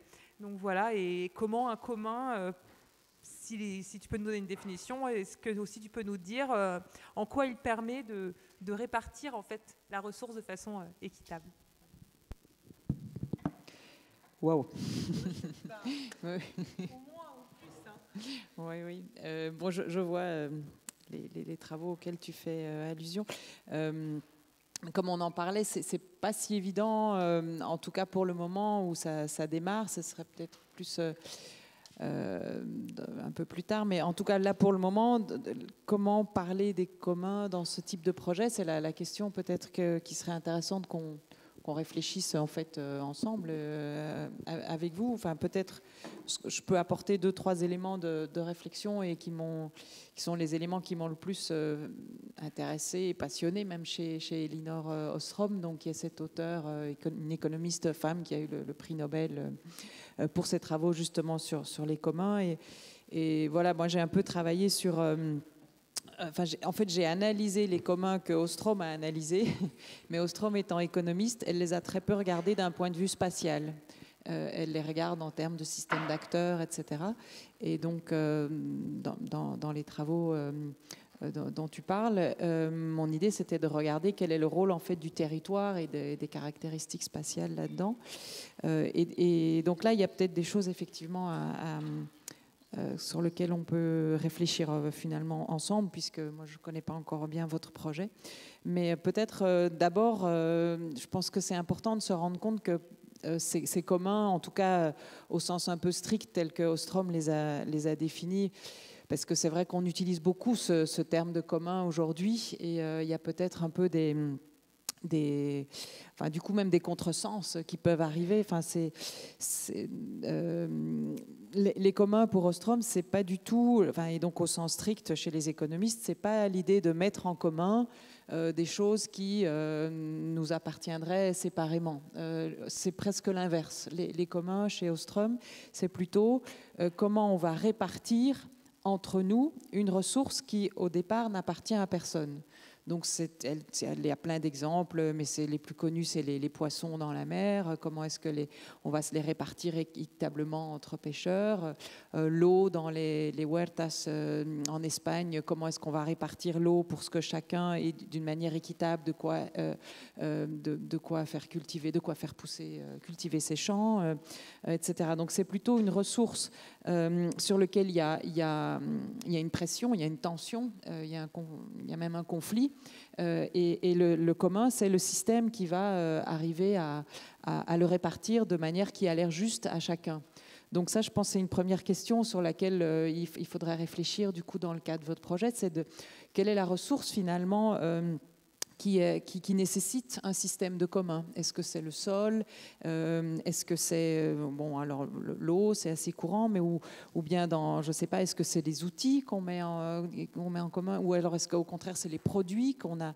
Je ne sais pas s'il y a un potager, ou est-ce que c'est ce qui est produit qui doit ensuite être réfléchi comme une ressource? Donc, il y a plein de manières d'envisager la ressource, et ça, c'est une des choses que j'ai essayé un peu de mettre en évidence dans tous les communs que Ostrom a étudié, c'est qu'en réalité, à chaque fois, il y a la ressource qui est l'objet du système peut être différente, et il y a une forme d'imbrication aussi entre les ressources qui fait souvent que le système fonctionne. En réfléchissant à votre situation, je pensais en fait à la toute première catégorie de terrain, de commun sur lequel travaille Ostrom, où c'est réellement le sol, le terrain lui-même. Donc ces exemples, c'est les communs en Suisse ou au Japon, où c'est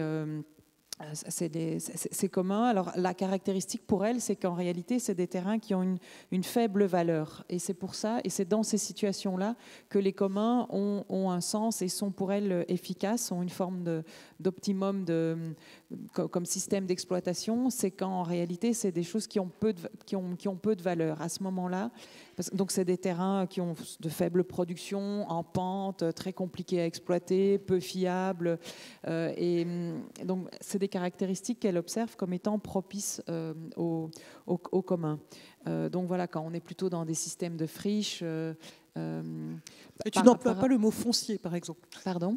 Tu n'emploies pas le mot foncier, par exemple. Foncier ?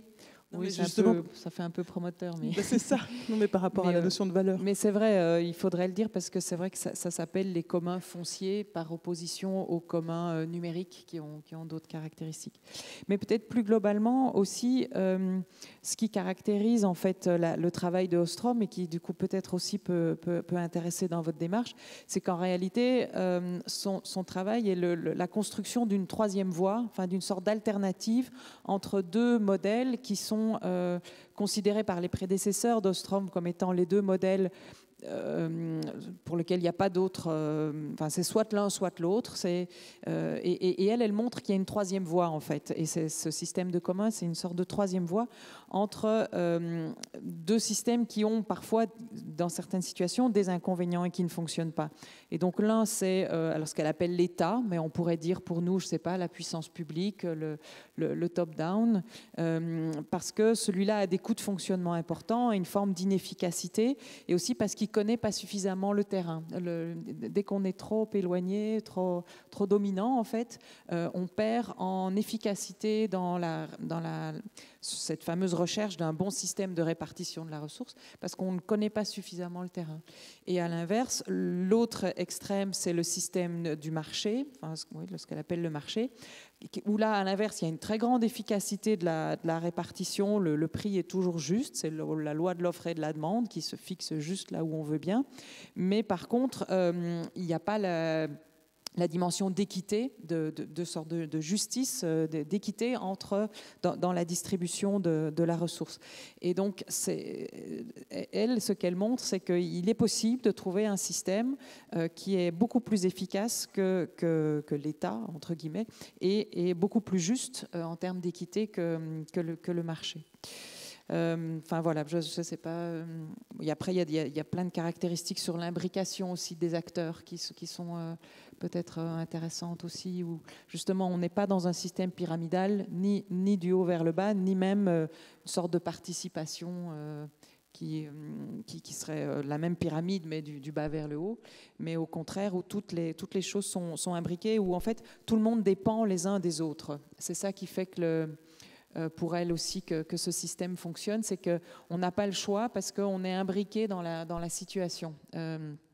Enfin voilà, il y a beaucoup d'exemples, même dans l'espace, qui montrent comment ces systèmes imbriquent les acteurs par l'organisation de l'espace, que je trouvais assez intéressant. Enfin, voilà, je donne juste un exemple pour finir. Dans un système où on répartit de l'eau dans les champs, eh bien, dans des systèmes de commun qu'elle a étudiés, celui qui est élu pour organiser tout, qui s'appelle le maestro à un certain moment, eh bien, lui, il reçoit à cultiver les champs qui sont tout au bout du système.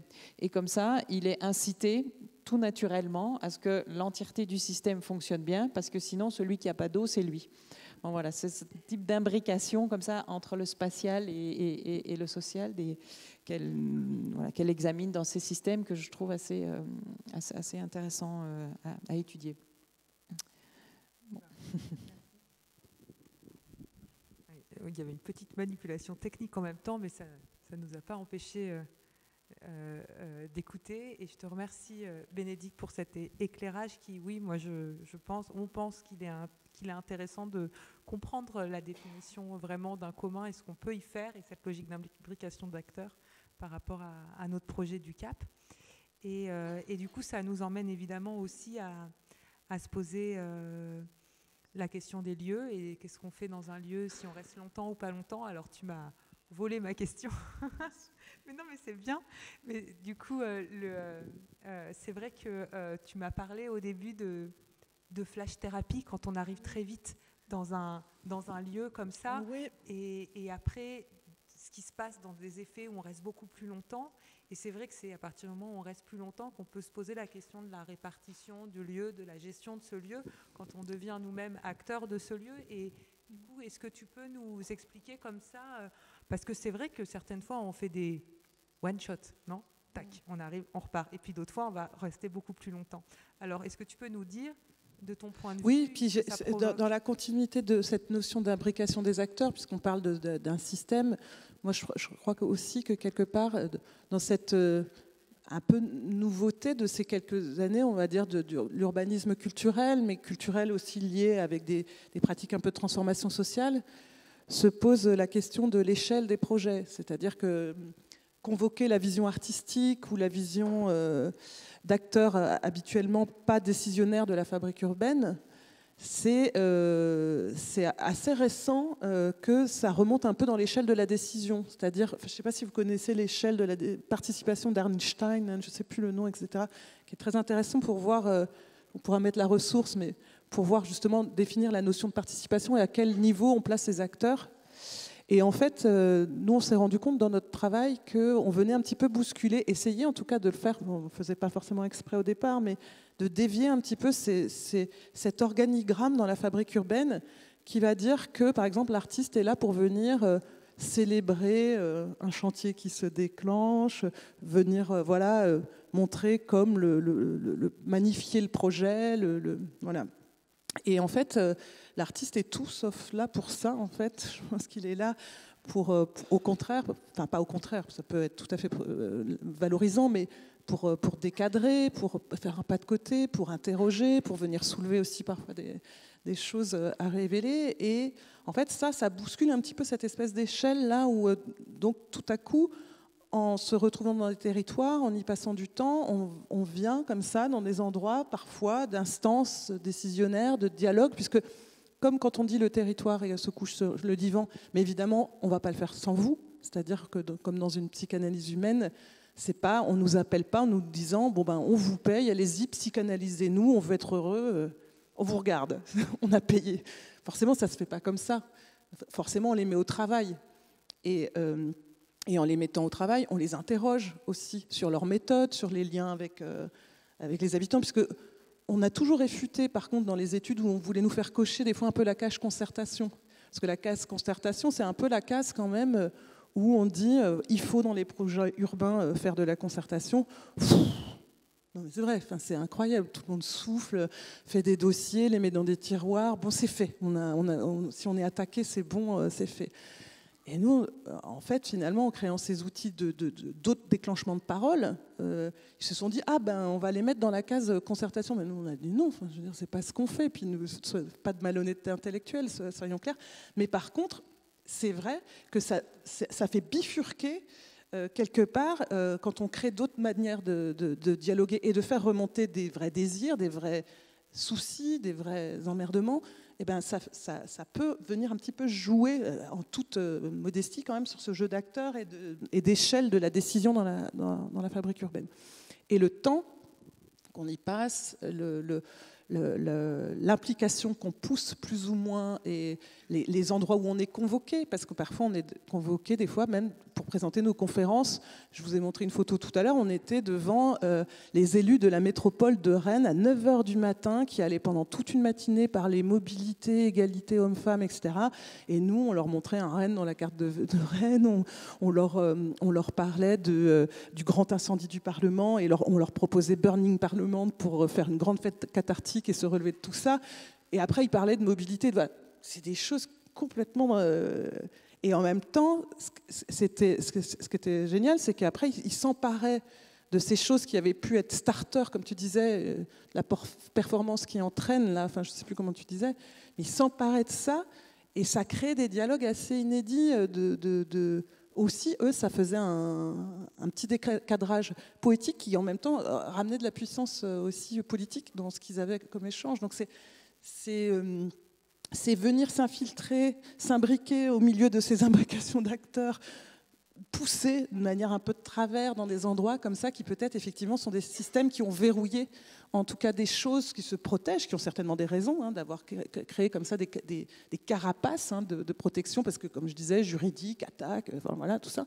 Mais là peut-être qu'on est dans un moment où il y a quand même un peu des piliers là, qui sont branlants et où de plus en plus on sent qu'il va peut-être falloir faire autrement et que voilà, de travailler à la fois en intermonde. C'est pour ça que je disais je faisais les rencontres intermondiales des nouvelles manières de faire. C'est parce qu'on s'est dit, mais première chose, peut-être, il y a quand même des mondes qui travaillent dans la fabrique urbaine, qui travaillent sur le même sujet, sur des mêmes terrains et qui ne se voient jamais, qui ne travaillent mais absolument jamais ensemble. Et tu les mets autour de la table, tu travailles une question, en l'occurrence aux dernières rimes, rencontres intermondiales, on a travaillé le thème de la ruine, mais ça fait commun, mais carrément. La ruine, que ce soit les artistes, les architectes, les politiques, les élus, même les promoteurs qui étaient là, on essaye justement de tous les inviter autour de la table. Il y avait vraiment un sujet commun à travailler. Donc voilà, donc nous, sur ce lieu qui est une fabrique d'art et un site expérimental, on essaye de convoquer comme ça des questions et surtout de déverrouiller les façons de faire ensemble la ville. En fait. Enfin, la ville, le territoire, les communs, enfin, je ne sais pas. Merci. Donc du coup, voilà, on commence un petit peu à y voir clair sur la façon dont il faut rester sur le lieu, comprendre les acteurs, et puis trouver à nommer les ressources qu'il peut y avoir sur le site, et puis ensuite comprendre les modes de gestion qui permettront à la fois d'avoir une répartition efficace et aussi équitable, et aussi respectueuse d'elles-mêmes, c'est-à-dire permettre leur renouvelabilité. Et donc ça m'amène à toi, Léo, de savoir, par exemple, sur ce troisième sujet, de garantir la renouvelabilité d'une ressource naturelle. Enfin, c'est quand même pas rien. Donc, Léo, tu as fait la visite du site du Cap, tu l'as expliqué. Oui, mais alors, c'est quoi avec Pablo, voilà, avec Pablo de Coloco, parce qui devait fait, être là. Mais c'est très bien comme ça, il ne faut pas te justifier. Non, mais c'est important de le dire qu'on partageait une vision aussi, on a présenté des choses à cette visite du Cap. Et alors, lui, c'est quoi tes peurs? La première chose qu'il a dit, je me rappelle, il a dit « faut rien toucher ».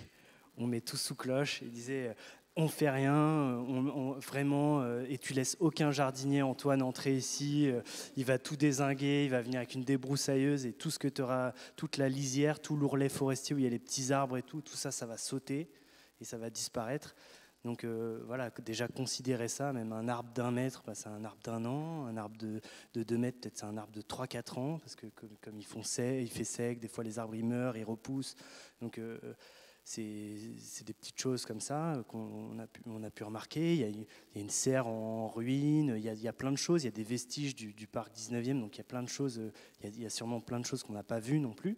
Donc faire attention à ça et une sorte d'urbanisme frôleur, quoi, essayer de voir comment... Parce que je me rappelle même la cuisine, quand on voulait la mettre, direct, paf, on va péter une grille et puis on va faire sauter cet arbuste, alors qu'au début il disait c'est génial, je crois c'est les crotons ou une sorte d'arbuste énorme de la famille des cornacées comme ça, il dit c'est rare d'en voir des aussi gros et tout ça, puis l'ocuba, puis d'un coup il dit non c'est pas grave, on peut en supprimer un et puis on va faire la cuisine là.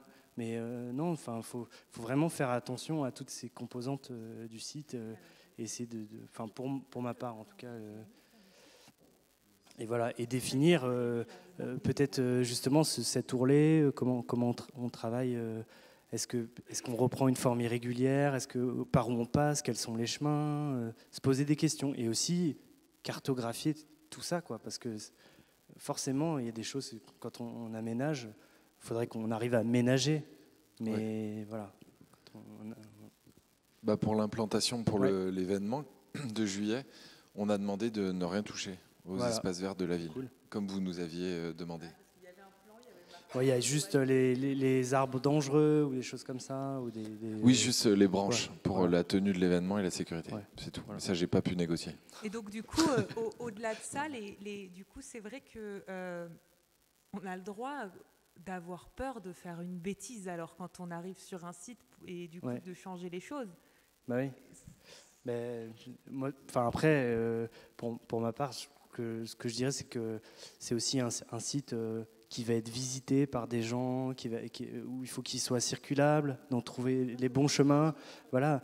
Alors, quelle partie on laisse sauvage, quelle partie on gère, parce qu'il y avait une question de gestion forestière, mais je ne sais pas si ça y est toujours, ou si... il y a aussi beaucoup d'arbres qui sont un peu des plantes pionnières, beaucoup d'érables sycomores, et qui sont même trop serrés des fois. Donc peut-être qu'il faudrait faire ce qu'on appelle un dépressage en langage forestier, c'est-à-dire enlever peut-être un arbre sur 2 des fois pour qu'ils aient la place de grossir et de devenir exploitables. Peut-être que ces petits bois peuvent correspondre à une échelle du festival, ou je ne sais pas, c'est à regarder, à analyser, il faut vraiment prendre le temps voilà, des systèmes de marquage. Et puis il y a tout ce qui est bois mort aussi, si des bois morts ont été laissés sur site. On a demandé à ce que tout ce qui est de l'ordre de l'entretien, ça reste sur site, comme une ressource pour le festival. Génial. C'est vrai, alors du coup, qu'il y a un équilibre à trouver toujours entre préservation et développement. Et du coup, là, c'est particulièrement vrai. Et c'est la question que pose l'analyse aussi. Ouais. Du coup, moi, ça me va bien, la boucle est bouclée. Et en même temps, c'était des expérimentateurs. Au 19e, c'est un parc 19e. Si on se pose la question, c'est quoi l'esprit du lieu ou le génie du lieu? Moi, je ne parle pas vraiment en termes d'analyse. J'essaie de comprendre c'est quoi les dynamiques d'un site. Donc, il y a eu des expérimentations. Donc, il est normal que les expérimentations continuent aussi. C'était une collection d'arbres. Donc pourquoi pas continuer à collectionner des arbres? Enfin, c'est des choses, il faut questionner ce qui a déjà été et voilà, et ça va sûrement influencer ce qui va advenir. Voilà. C'est le moment des questions. Merci. Pardon, je devrais commencer comme ça. Ouais. C'est le moment des questions aussi, du coup, auprès de la salle.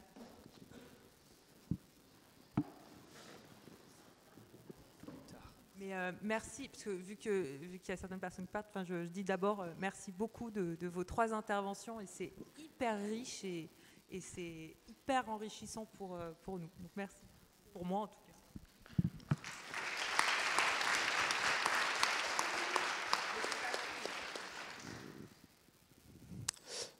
Oui, alors bonsoir, merci à tous. Je suis étudiant à l'école de paysage à Versailles.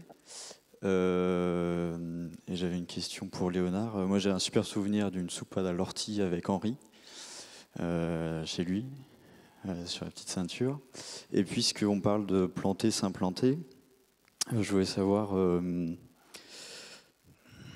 quelle était ton impression, ton sentiment, ton retour, à savoir est-ce que ce tronçon de la petite ceinture, qui est donc normalement non praticable, si j'ai bien compris, s'il a un rayonnement dans le quartier, et justement s'il s'implante dans le quartier, ou est-ce que ça reste encore un endroit qui filtre certaines personnes, et voilà, quelle est sa relation en fait avec le quartier?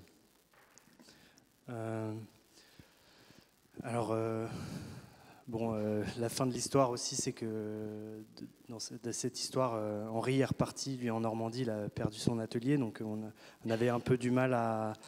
Enfin, moi, je continue à y revenir et tout ça, et nous, on l'a compris comme... en fait, c'est un sas de décompression de la ville. C'est-à-dire qu'il y a des énormes tensions entre 2 places qui sont de part et d'autre de la petite ceinture, et en fait, il y a plein d'événements qui se cristallisent dans cet endroit et qui continuaient, qui existaient déjà. Nous, on a juste révélé certaines choses et on a essayé de défendre une position par rapport à la ville de Paris, qui est celle de respect des usages, transformation GR. Évidemment, on trouvait ça super de pouvoir faire du feu dans Paris. Mais bon, ça, à mon avis, ça ne va pas se poursuivre. Il y a un phénomène de lissage, en fait. Et nous, on a essayé de montrer tous les multiples usages qu'il y avait dans cet espace que je n'ai pas montré, mais voilà, c'est des collections d'usages qui sont en fait énormes, il y a très riches déjà.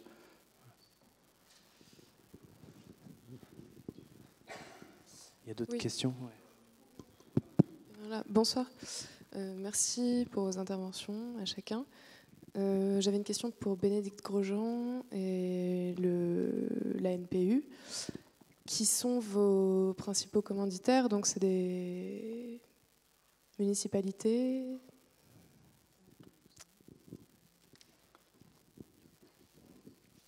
Comme je disais au départ, on a été beaucoup appelés par le milieu culturel, les scènes nationales, centres nationaux des arts de la rue, etc.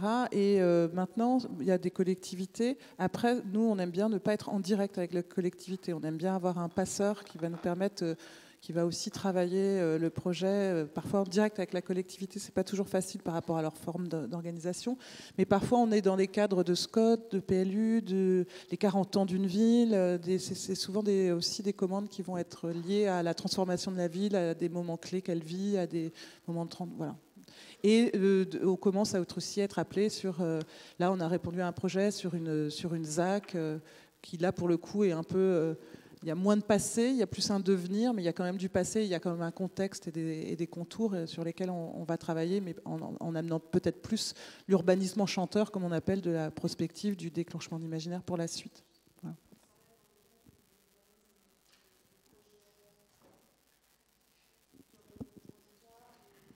C'est des projets... c'est des projets, comment dire, d'urbanisme peut-être culturel. Par exemple, on travaille sur Transfert, qui est en ce moment un projet de transformation d'un site en futur ZAC à Nantes. Là, on répondait à un appel d'offres sur Pleine Commune, qui travaille sur une ZAC. C'est des projets... ouais, ça... Comment ? Est-ce que c'est des projets qui font de la préfiguration ? Oui, justement. De plus en plus, en fait. De plus en plus, on travaille vers ça. Et c'est intéressant. Ouais. Est-ce qu'il y a d'autres questions ? Bonsoir, merci pour vos présentations qui sont enthousiasmantes, mais je me pose des questions. Je suis jeune architecte diplômé et je me pose la question, pour reprendre un peu les mots, vous évoquiez au début tout le champ lexical de la science ou du médical. J'ai un peu l'impression que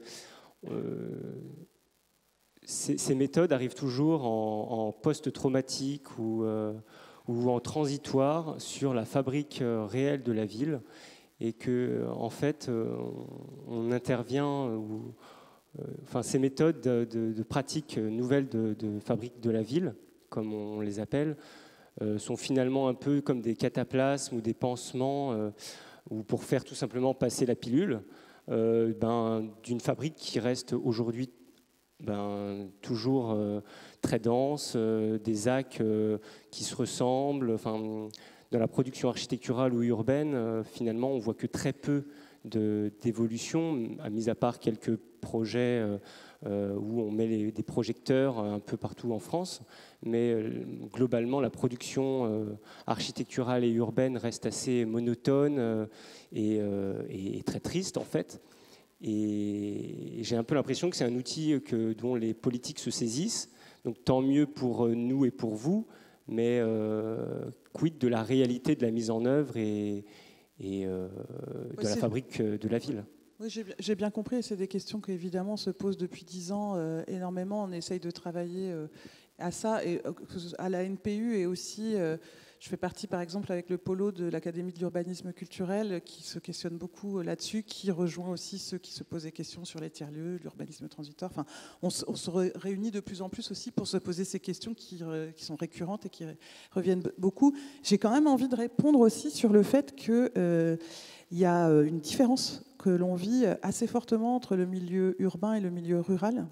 Le milieu urbain, effectivement, très très verrouillé dans sa gouvernance, et c'est plus difficile de se sentir efficient, même si quand on travaille ce qui relie et qu'on travaille à la mise en lien, je pense que ça, c'est jamais perdu, et ça crée des récits communs, et ça crée au moins une histoire qui marque, même si c'est par du vivant, au moins l'histoire d'une ville. Si c'est pas du bâti, en tout cas, je pense que c'est jamais perdu, ça.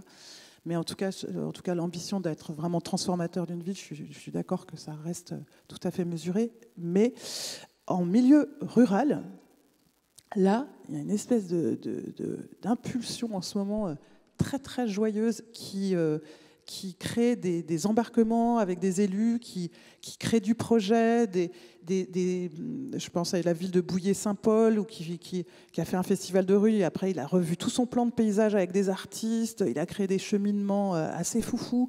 Il y a aussi des endroits où les capacités d'invention et de gouvernance sont quand même plus souples pour pouvoir y aller, et pour pouvoir aussi avoir un peu plus d'humour aussi par rapport à tout ça. Par exemple, on va des fois aussi jouer sur l'effet des regroupements administratifs, les territoires qui se redécoupent et qui, du coup, sont complètement démunis, passent de 40 communes à 80, se disent on n'a aucun sens, on a des plaines, des montagnes, des activités. C'est quoi notre récit commun? Dans Loire-Forêt, ils nous appellent et vous ne pouvez pas nous aider à faire l'union, il faut qu'on fasse l'union. On dit on va faire une soupe à l'union, et on l'a vraiment faite en fait avec eux, mais c'était drôle, et ça a donné des réunions publiques, ça a permis de parler de territoire, et au final on a créé un atlas. Et ce qui est assez rigolo, c'est que cet atlas maintenant, il donne le président de l'agglomération, il se sert de ça pour parler de son territoire, parce que ça lui donne une réalité en fait géographique, même si elle est partie d'une vision poétique. N'empêche que c'est une histoire qui se raconte. Et après ça, on sent qu'une fois qu'on a déverrouillé ça, et après on va travailler avec l'urbaniste qui travaille sur la revitalisation des centres-bourgs. Il dit moi aussi j'aimerais bien, pourquoi pas, on pourrait pas faire venir des personnes en résidence qui travaillent, alors pas forcément que artistique, mais des gens comme Carton Plein qui ont des façons de travailler avec les anciens, avec le social, avec plein de choses. Enfin, je sens en tout cas, moi, évidemment toutes ces questions se les posent, mais je sens quand même des territoires plus ou moins verrouillés dans lesquels il est possible de travailler. Je voulais juste rajouter un petit truc, c'est que pour moi c'est vraiment pas la question de faire passer la pilule ou quoi, parce que moi j'ai une mission avec la ville de Bagnolet depuis 4 ans, là, à la place Maurice Torres. Je vous invite à venir et à comprendre en fait ce que c'est la situation. En fait, c'est vraiment nécessaire de faire ça.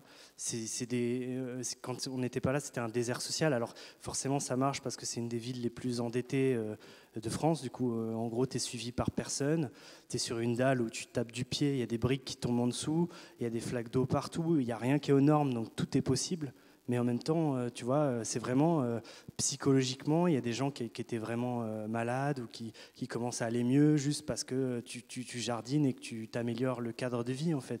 Et c'est nécessaire, en fait. Sinon, les gens, ils deviennent fous, en fait. Voilà. Oui, moi aussi, ça m'inspirait une réflexion. Moi, je pense que sur le fond, vous avez tout à fait raison. En fait, l'urbanisme, quand même, tel qu'il se fait très majoritairement en termes quantitatifs, c'est pas du tout ça. Et ce que moi j'ai décrit comme, enfin, c'est pas du tout cette approche alternative, collective qu'on nous présente ici et qui est particulièrement passionnante. Mais c'est vrai que c'est pas encore loin de là majoritaire.